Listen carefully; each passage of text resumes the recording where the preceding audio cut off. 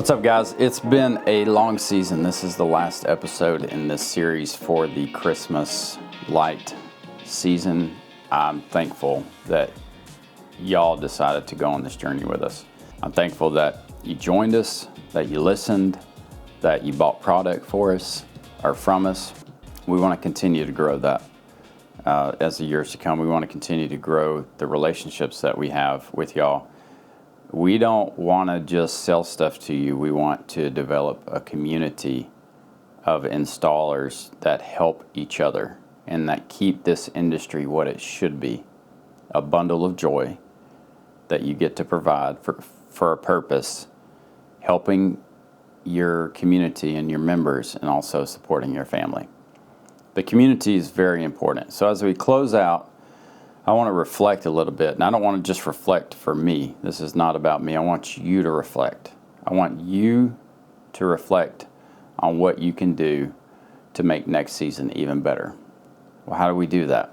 I think the first thing that we do is we sit down and we really dial in and see what the pinch points were for our companies. Where did you struggle the most? Where did you find yourself being the most frustrated? What are the things that you felt like cost you the most money or time? Because time is money. Go through and write those things down and evaluate. Now, let's not just identify problems, let's create solutions. So if installs were a problem and installs you felt like were taking you too long and you weren't being profitable on them, well, why? Did you have a guy on your crew that was bringing everybody down? Did you not have enough people? Did you not have a good leader on your crew? Were you the crew leader and you needed to be out doing something else and train somebody to run the installs? Maybe you weren't efficient because you were trying, let me rephrase that. Maybe you weren't efficient installing because you were trying to answer phone calls and set up quotes and talk to people on the phone and do all those things at the same time.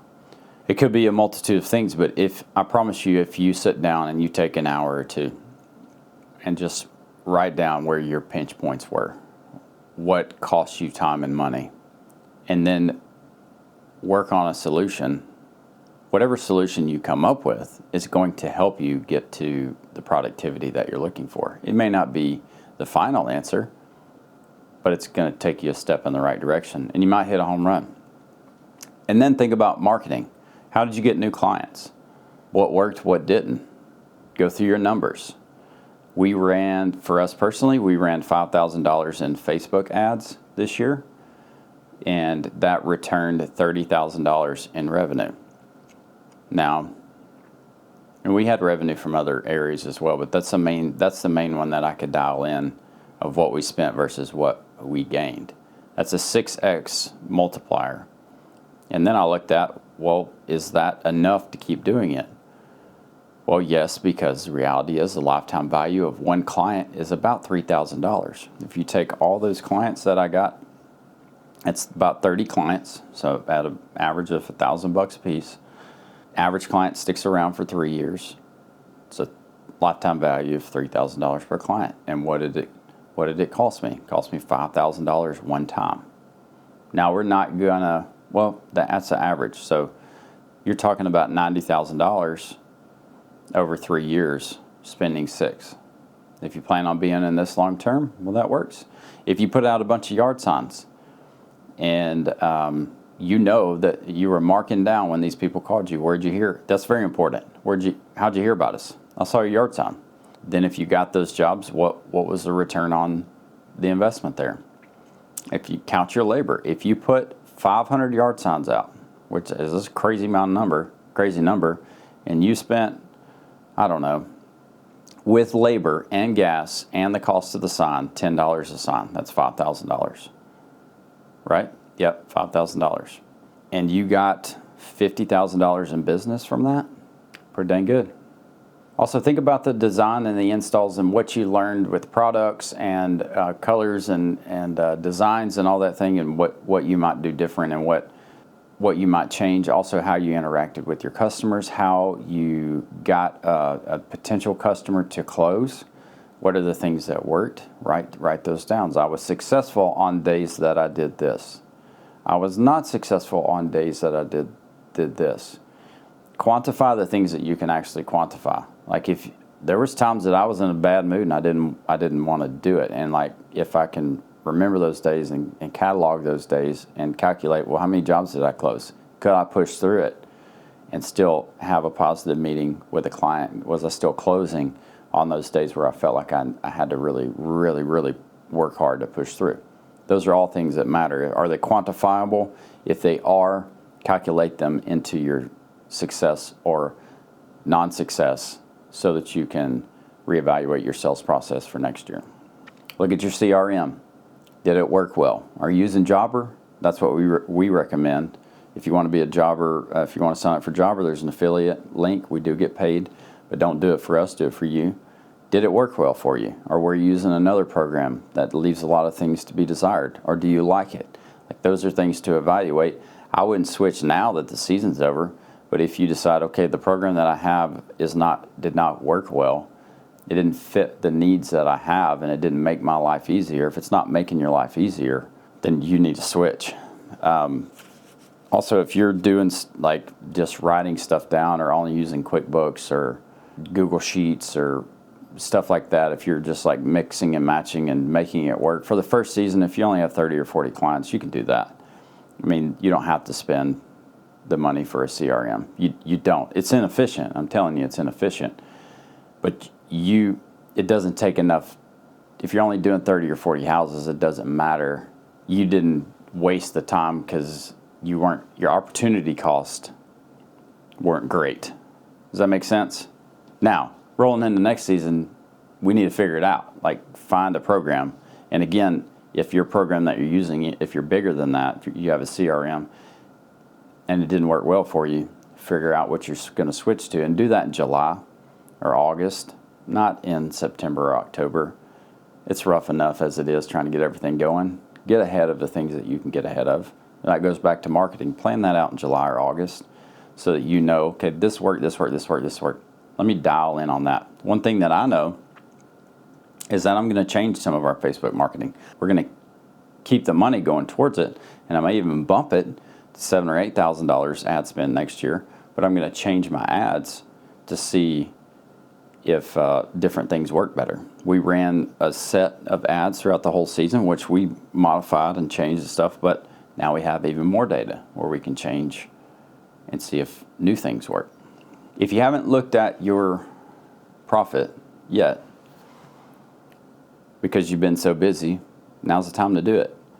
You're going to get through removals and you're going to see, I mean, regardless if you've done a profit and loss yet, you're going to see, well, how much revenue came in, how many expenses there were. If you want to wait till removals are done, it gives you a clear picture. How much came in, how much went out, what's the profit? And if the numbers aren't what you like, what's the culprit? Could be a lot of things. Could be too much labor. Could be you're not charging enough. Could be you paid too much for product. If you're not buying it from us, a lot of companies like us charge around the same amount. There's some that are more expensive, but we do offer a good price for our products that definitely you should be profitable if you're charging the right amount. Yeah, what are the culprits? Is your business just inefficient? And again, you're going back to those pain points, those pinch points of like trying to evaluate that. Okay, this is going to be the last thing. Something I've been really thinking about is the Christmas light game is changing a little bit. In my area, we're a little oversaturated. We were still, our local company was still able to get enough clients to where I feel like it was successful.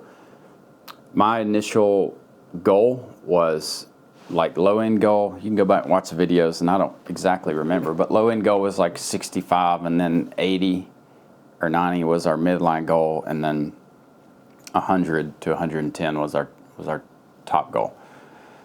What we ended up doing was kind of a mix. We did 65 new houses this year, and we only lost, I think, 4 or 5 houses from the previous year where I believe we did 80 to 85. So the drop-off wasn't bad. With those 65 new houses, that did not meet even my midline goal. So if I'm just looking at the number of houses, we didn't meet our goal. But what we did do is we did pick up a big, what you might call like a city job that would equal about 50 to 60 houses. And that's got to account for something. So if we roll that in there, we exceeded our goal. We also, towards the end of the season, saw that we were picking up larger revenue clients. Several, our biggest 2 clients of the year came within the last 2 weeks of the season. And that was a testament to getting our business out there, meeting the right people, doing a great job for the right people, and then getting referrals from those people. What matters is that you treat your low-end clients just like your top-end clients to a certain extent. The people who pay you the most deserve more of your attention when it comes to business. That's just how it is. Because if you want to multiply the top of your business, then you have to show those people that you're going to bend over backwards to meet their expectations. And what's even better than that is if you set the expectations so high that you meet their expectations without them even having to set them for you. That's where you need to strive to be. So, what's changing? Permanent lights are coming.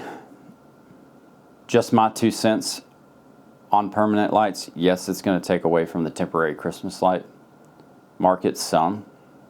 I think if we talk about socioeconomics, I think the mid-tier, middle-income families are going to be more likely to switch to permanent lighting.